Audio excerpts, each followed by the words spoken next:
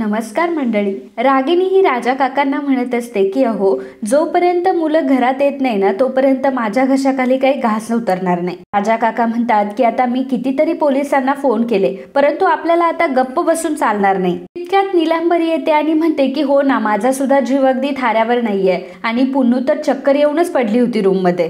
पुन्नू म्हणत असते की खरंच का आई, मला आकाश आणि भूमीची खूप काळजी वाटतेय.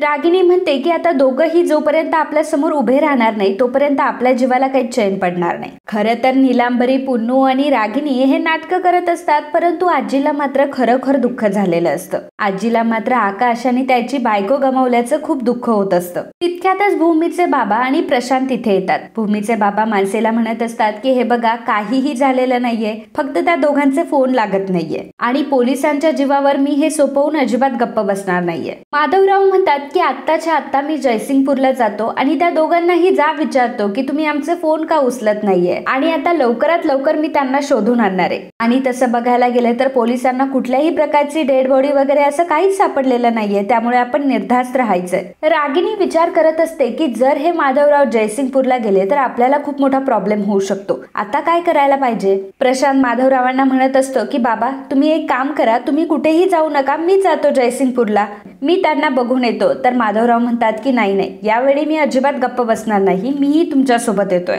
मानसी म्हणते की अहो बाबा, तुम्ही आधी शांत व्हा बरं. रागिनी म्हणते की एक मिनिट, तुम्ही जायची काही गरज नाहीये. अभि तू एक काम कर, तू आत्ताच्या आता जयसिंगपूरला जायला निघ, आणि जोपर्यंत भूमीचा आणि आकाशचा पत्ता लागत नाही ना तोपर्यंत तू काही इकडे येऊ नकोस. अभिजित म्हणत असतो की हो, मी आता लगेच निघतो, आणि जोपर्यंत काही बातमी हाताला येत नाही तोपर्यंत आता मी गप्प बसणार नाही. तर अभिजित जयसिंगपूरला जाणार, त्यामुळे पौर्णिमा मात्र खूप चिडलेली असते आणि रूम मधून ती अभिजितला कॉल करते आणि म्हणते की कशाला जायची गरज आहे तिकडे, तुम्हाला आता मेलेत ना एकदाचे, ते कशाला जाताय तुम्ही त्यांना शोधायला, एकदाचे खपलेत आता ते, त्यांना इकडे आणायची काही गरज नाहीये. अभिजित तिला म्हणत असतो की तू गप्प बस, मला काय करायचं आणि कसं करायचं ना चांगलंच कळतं. अभि आता पौर्णिमाचा फोन ठेवतो आणि त्याच्या मित्राला कॉल करतो आणि सांगतो की तुम्हाला क्लब मध्ये भेट, आज आपण मस्त पार्टी करूयात, आज माझा खूप छान मूड आहे. तर आता अभिजित जयसिंगपूरला न जाता क्लब मध्ये पार्टी करणार असतो. इकडे मानसी माधवरावांना पाणी देत असते, पण माधवराव म्हणत असतात की नाही नको, मला पाणी नकोय, मला तर आता पाण्याची सुद्धा भीती वाटते. जेव्हापासून मला कळलंय की भूमी आणि आकाशराव हे बोटीमध्ये बुडाले तेव्हापासून तर मला पाण्याची सुद्धा भीती वाटते. मानसी म्हणते की हो बाबा, तुम्ही शांत व्हा, माझ्या देवी आई योगेश्वरीवर पूर्ण विश्वास आहे. माधवरावांना प्रचंड टेन्शन आलेलं असतं आणि त्यांचं ते टेन्शन बघून रागिनीला टेन्शन आलेलं असतं. तितक्यातच तिथे पोलीस येतात आणि पोलीस म्हणतात की आम्हाला काही पुरावे सापडलेत. राजा काका विचारतात की कुठला पुरावा?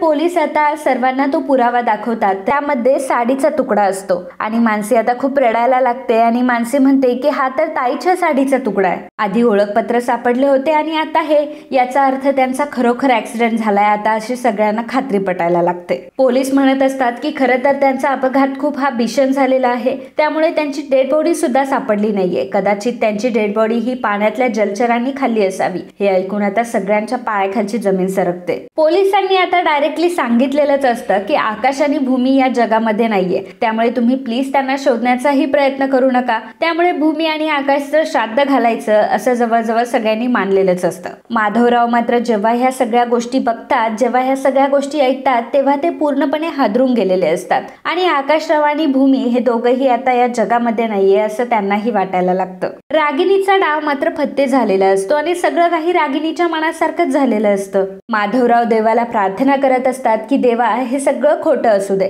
परंतु ह्या सगळ्या गोष्टी खोटं असल्याचा एकही पुरावा समोर येत नाही. इकडे माधवराव रूम मध्ये बसलेले असतात आणि रूम मध्ये बसून ते भूमीचा फोटो बघत असतात. तितक्यातच तिथे प्रशांत आणि मानसी येतात. मानसी आणि प्रशांत हे बाबांना म्हणत असतात की बाबा, जरा काहीतरी खाऊन घ्या ना, नाहीतर तुमची तब्येत अजून ढसाळेल. माधवराव म्हणत असतात की माझी तर काहीही करण्याची इच्छाच गेलीये. मानसी म्हणत असते की हो बाबा, प्लीज तुम्ही काहीतरी खाऊन घ्या, तुम्हाला जितकं दुःख झालंय तितकं आम्हालाही झालंय. इकडे आजीला सुद्धा खूप दुःख झालेलं असतं. तर पौर्णिमा आजीचा दरवाजा वाजवत असते आणि म्हणत असते की हो आजी, काहीतरी खाऊन घ्या, नाहीतर तुम्हाला बरं नाही वाटत तर तुमची तब्येत अजून खराब होईल, तुम्ही प्लीज काहीतरी खाऊन घ्या, असं ती नाटकं करत म्हणत असते. आणि आजीला म्हणत असते की अहो आजी, जर आता तुम्ही नाही खाल्लं तर आई खाणार नाही, आई नाही खाल्लं तर आभी खाणार नाही, आणि आभीने नाही खाल्लं तर मलाही काही खाता येणार नाही. आणि नीलांबरी आणि पौर्णिमा मात्र आजीला ज्या प्लेटमध्ये त्यांनी पोहे आणलेले असतात त्या प्लेटमधील एक एक चमचा पोहे बाहेरून खात असतात. आजी मात्र काही खायलाही तयार नसते आणि दार उघडायलाही तयार नसते.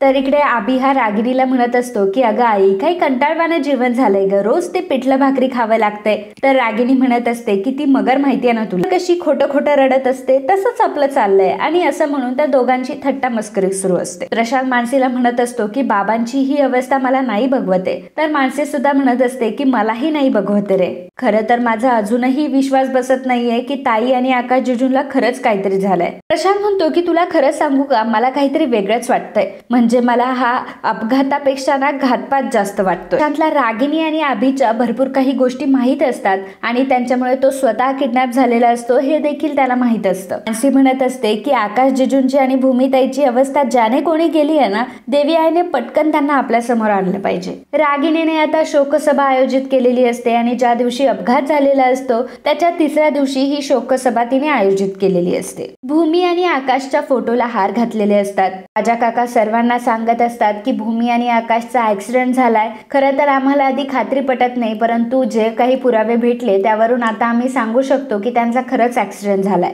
आणि आमच्या या दुःखामध्ये तुम्ही सर्वजण सामील झाला त्यासाठी खरंच खूप आभार. भूमी आणि आकाश बद्दल जर तुम्हाला काही बोलायचं असेल तर प्लीज तुम्ही पुढे येऊन बोला, असं राजा काका म्हणतात. तर आता रागिणी मात्र नाटकं करायला तयारच असते. रागिणी आता जागेवरून उठते आणि चक्कर आल्याचं नाटक सुरू करते. आभी तिला सावरतो आणि म्हणतो की आई अगं तुला उठताही येत नाहीये, तू कशाला बोलतेस. तेव्हा रागिणी म्हणते की असं कसं, माझे मुलं कुठून तरी मला ऐकतच असतील ना, मला 4 शब्द बोलायलाच हवे. रागिणी आता खोटं खोटं रडायला लागते आणि आकाश आणि भूमीच्या फोटो जवळ येते आणि म्हणते की आतापर्यंत आत्तू आत्तू म्हणून तुम्ही मला खूप प्रेम दिलं, आता मला कोण प्रेम देणार. आता असं म्हणताच आकाश तिथे आलेला असतो आणि आकाश म्हणतो की आत्या. आकाश हा आत्तू न म्हणता आत्या म्हटलेला असतो. हाच मालिकेतला खूप मोठा ट्विस्ट आहे. तर मित्रांनो, आजचा हा भाग इथेच संपतोय, परंतु पुढील भागात आपल्याला बघायला मिळणार आहे आकाश हा पूर्णपणे बरा झालेला आहे. बोटीमधून तो फक्त खाली पडला होता, त्याचा थोडासा अपघात झाला आहे, परंतु कोणीतरी त्याला वाचवलेलं आहे. आकाश तर घरी पोहोचलाय, परंतु अजून भूमी घरी पोहोचलेली नाहीये. तो आकाशला बघून रागिणीच्या मात्र सगळ्या आता बत्त्या गुल झालेल्या असतात.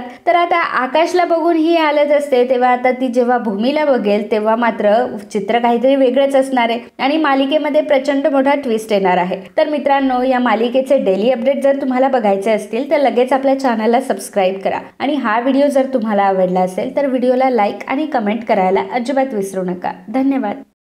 तर मंडळी, तुम्ही व्हिडिओ तर बघता परंतु चॅनलला सबस्क्राईब करत नाही. आम्हाला तुमची खूप गरज आहे आणि तुमचं एक सबस्क्राईब करणं आमच्यासाठी खूप महत्त्वाचं आहे आणि लाख मोलाचं आहे.